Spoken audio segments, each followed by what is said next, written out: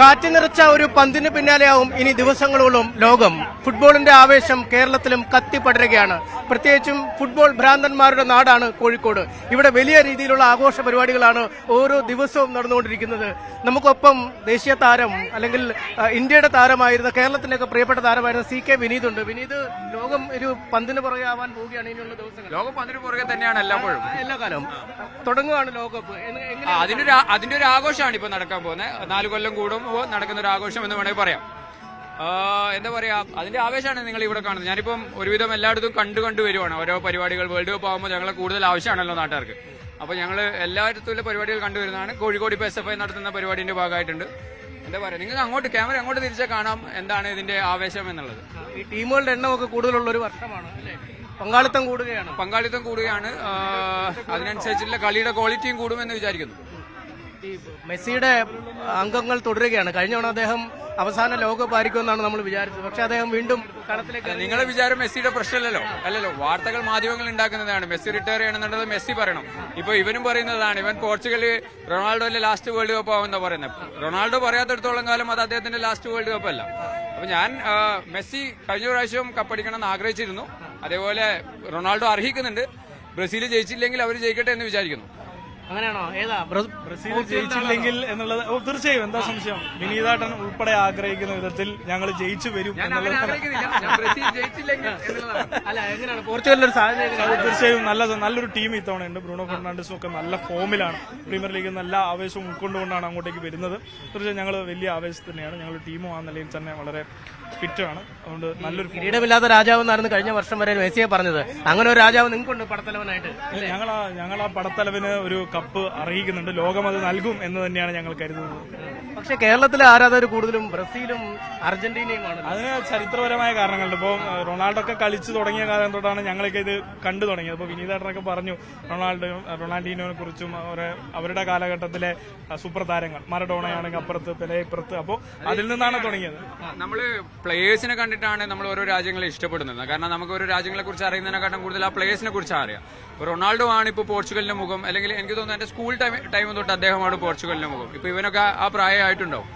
അപ്പോൾ റൊണാൾഡോനെ ആയിരിക്കും അവൻ കാണുന്നത്. ആ സമയത്ത് നമുക്കിപ്പം ബ്രസീലിന് പറഞ്ഞു നിൽക്കാൻ നെയ്മർ മാത്രമേ ഉണ്ടായിരുന്നുള്ളൂ. റൊണാൾഡോനെ കണ്ടതുകൊണ്ട് പോർച്ചുഗൽ ആരാധകരാണ്. റിട്ടയർ ചെയ്യുമ്പോൾ എന്താവും എന്നുള്ളത് കണ്ടറിയണം. പക്ഷേ ഇപ്പം വിനീത് കളിക്കാൻ ഇറങ്ങുമ്പോഴായാലും നിങ്ങൾ ഗോൾ പോസ്റ്റിന് അടുത്തേക്ക് വരുമ്പോൾ നമ്മുടെ ഞരമ്പുകളിൽ ഒരു പിടപ്പാ അല്ലേ? ഇത് ക്ലിയർ ചെയ്യുമോ, അടിക്കുമോ, ഇല്ലയോ, മിസ്സാകുമോ ഇല്ലേ? ആ ഒരു ആവേശം ഒരു ഭീകരമല്ലേ? കളിക്കുമ്പോഴും കളിക്ക് പുറത്ത് നിൽക്കുമ്പോഴുള്ള ആവേശം. ഗ്രൗണ്ടിൽ ഇറങ്ങുമ്പോൾ വേറെ ഒരു പ്രത്യേകത. ഞങ്ങൾക്ക് ഈ പറയുന്ന ടെൻഷൻ ഞങ്ങൾക്ക് ഉണ്ടാവില്ല. കാരണം ഞങ്ങൾ ട്രെയിൻ ചെയ്യുന്നതാണല്ലോ. ആവേശം എന്നുള്ളത് ഒരു പ്രത്യേക സാധനമാണ്. അതായത് ഗ്രൗണ്ടിൽ ഇറങ്ങിക്കഴിഞ്ഞാൽ എങ്ങനെയെങ്കിലും മറ്റേ ടീമിനെ എന്താ പറയാ കൊന്നിട്ടാണെങ്കിലും ജയിക്കണം എന്നുള്ള രീതിയിലാണ് ഞങ്ങൾ കളിക്കാൻ ഇറങ്ങുന്നത്. ചിലപ്പോൾ ജയിക്കും, ചിലപ്പോൾ തോക്കും. പക്ഷെ എല്ലാ കളിയും ജയിക്കാനാണ് ഇറങ്ങുന്നത് എന്നുള്ളതാണ്. അത് എന്താ പറയാ പറഞ്ഞറിയിക്കാൻ പറ്റില്ല. ആ ഒരു എന്താ പറയാ നമ്മളെ ഫീലിംഗ് എന്ന് പറയുന്നത് പറഞ്ഞറിയിക്കാൻ പറ്റാത്ത സാധനമാണ്. പ്രത്യേകിച്ച് നമ്മളിപ്പോൾ ഒരു നല്ല മാച്ച് അല്ലെങ്കിൽ ഒരു ടഫ് മാച്ചൊക്കെ ജയിച്ചു കഴിഞ്ഞാൽ ഉണ്ടാകുന്ന ഇമോഷൻ എന്ന് പറയുന്നത് നമുക്ക് ഒരിക്കലും അത് എന്താ പറയാ നമുക്ക് എക്സ്പ്ലെയിൻ ചെയ്ത് തരാൻ പറ്റില്ല. അത് ഇത്തവണ ആരാണോ ഒരു ഫേവറേറ്റുകൾ അല്ലെങ്കിൽ ഇത്തവണ കപ്പടിക്കാൻ സാധ്യതയുള്ള രാജ്യം ഏതാണ്? ഞാൻ എന്റെ ടീം കപ്പടിക്കുന്നു വിചാരിക്കുന്നു. ഫേവറേറ്റുകൾ കുറെ ഉണ്ട്. അർജന്റീന ഉണ്ട്, സ്പെയിൻ ഉണ്ട്, ഹോളണ്ട് ഉണ്ട്, ഫ്രാൻസ് ഉണ്ട്, ഇവരൊക്കെ ഉണ്ട്. അങ്ങനെ പല രാജ്യങ്ങളുണ്ട്. എല്ലാം ഒന്നിനൊന്നും മെച്ചാണ്. ആര് ജയിക്കുമെന്നുള്ളത് അവരുടെ പെർഫോമൻസിന്റെ അടിസ്ഥാനത്തിലിരിക്കും. ഈ ബ്രസീലിന് പക്ഷേ കുറച്ച് നാളായിട്ട് അല്പം ക്ഷീണമാണ്. അതുകൊണ്ടാണ് ഞാൻ എടുത്ത് ബ്രസീൽ എന്ന് പറയാത്തത്. കാരണം നമുക്ക് പെർഫോമൻസ് ഇല്ലെങ്കിൽ ജയിക്കാൻ പറ്റില്ല. നമുക്ക് പ്ലേയേഴ്സ് ഉണ്ട്, കോച്ച് ഉണ്ട്. അത് ഗ്രൗണ്ടിൽ ആ പെർഫോമൻസ് വരണം. ഇത്തവണ അത് വരും എന്നുള്ള പ്രതീക്ഷയാണ് നമുക്ക് എല്ലാവർക്കും. അപ്പോൾ അത് വരട്ടെ എന്ന് ആഗ്രഹിക്കുന്നു.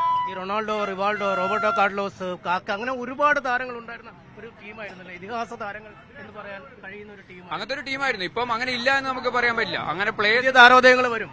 താരോദയങ്ങൾ ഉണ്ട്. ഇപ്പം എന്താ പറയാ ക്ലബിന് കളിക്കുമ്പോൾ എല്ലാവരും ഭയങ്കര ഫോമാണ്. അത് രാജ്യത്തിലെത്തുമ്പോൾ വരുന്നില്ല എന്നുള്ള ഒരു കാര്യം നിലനിൽക്കുന്നുണ്ട്. അത് മാറണം എന്നുള്ളതാണ്. അത് ഇപ്രാവശ്യം മാറുമെന്ന് പ്രതീക്ഷിക്കുന്നു. അർജന്റീന ജയിക്കണമെന്ന് ആഗ്രഹിക്കുന്നില്ല ഈ ബ്രസീലുകാരനായതുകൊണ്ട് തന്നെ? ഇല്ല, ഇപ്രാവശ്യം ഇല്ല. ഇത്തവണ നമുക്ക് വേണം. നമുക്ക് കിട്ടിയാൽ നല്ലത് എന്നുള്ളതാണ്. ഇപ്പൊ എപ്പോഴും പറയുമ്പോഴും ഈ ഏതൊരു ഫുട്ബോളറുടെയും വലിയ ആഗ്രഹമാണ് ലോകകപ്പിലൊന്ന് പന്ത് കെട്ടുക എന്നുള്ളത് അല്ലേ? താങ്കൾക്ക് സാധിച്ചില്ല. ഇന്ത്യക്ക് അടുത്ത കാലത്ത് എങ്ങാനും സാധിക്കുമെന്ന് കരുതുന്നുണ്ടോ? ഇല്ല, കരുതുന്നില്ല. എന്താണ്? അല്ല ഞാൻ പറഞ്ഞു, നിങ്ങൾ എന്റെ കാര്യം പറഞ്ഞു. എനിക്ക് തോന്നുന്നു 15 കൊല്ലം മുതൽ നമ്മൾ പറയുന്നുണ്ട് നമ്മൾ അടുത്ത വേൾഡ് കപ്പ് കളിക്കും എന്നുള്ളത് നമ്മൾ പറയുന്നുണ്ട്. എന്തായി നിങ്ങൾക്ക് അറിയാം. ഇത് വേൾഡ് കപ്പ് കളിക്കുക എന്ന് പറയുന്നത് വലിയൊരു പ്രോസസ്സാണ്. ചെറിയൊരു എന്താ പറയുക, ഇന്ന് റെഡിയായിട്ട് നാളെ കളിക്കാം എന്നുള്ള രീതിയല്ല വേൾഡ് കപ്പ്. അതിനുള്ള സൗകര്യങ്ങൾ നമുക്കില്ല എന്നുള്ളതാണ്. ഇപ്പൊ നമ്മളെ തലപ്പത്തുള്ള ആൾക്കാരുടെ ചിന്താഗതി ആ രീതിയിലേക്ക് വരാത്തടത്തോളം കാലം നമുക്കത് ക്വാളിഫൈ ചെയ്യാൻ പറ്റില്ല. അപ്പോൾ അല്ലെങ്കിൽ ഈ പറയുന്ന പോലെ നമ്മൾ എന്താ പറയുക, ഒരു 100-150 ടീമിനെ ലോകകപ്പ് കളിക്കുന്ന സിറ്റുവേഷനിൽ കൊണ്ടുവരണം. അല്ലെങ്കിൽ നമ്മൾ വേൾഡ് കപ്പ് നടത്തണം.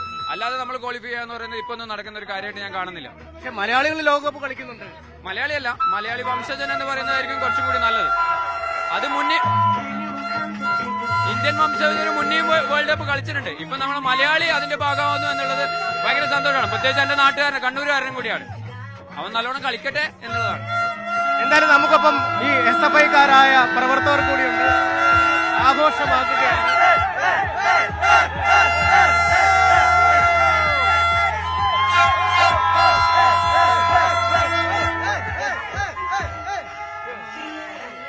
എങ്ങനെയാണ് ഈ ഫുട്ബോൾ ഇഷ്ടമാണോ? ഏത് രാജ്യമാണ് ഇഷ്ടം?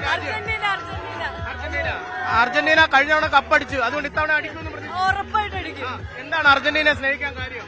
അർജന്റീനയുടെ കളി, മെസ്സി, അതേപോലെ തന്നെ മാർട്ടീനസ് പോലെയുള്ള പ്ലെയേഴ്സിനെ കാണുമ്പോൾ അതിനോടുള്ളൊരു ആവേശം, അവരുടെ കളിയിലൊക്കെ കണ്ടിട്ടുള്ളൊരു താല്പര്യത്തിനോർത്താണ് അർജന്റീന. കഴിഞ്ഞ തവണ മെസ്സിക്ക് കപ്പ് തരികയാണ് ചെയ്തത്, അല്ലെങ്കിൽ ഒരുപാട് ആഗ്രഹിച്ചതാണ് മെസ്സിക്ക് വേണമെന്ന്. അത് നടന്നു. ഇപ്രാവശ്യം മെസ്സിക്ക് കിട്ടും, അർജന്റീന അടിക്കും. നിങ്ങളൊക്കെ അർജന്റീനക്കാരാണോ? അർജന്റീന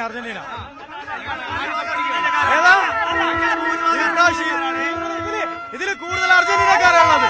ഈ പ്രാവശ്യവും അർജന്റീന കപ്പ് തൂക്കും. ഈ പ്രാവശ്യവും മെസ്സി വീണ്ടും ചരിത്രം സൃഷ്ടിക്കും.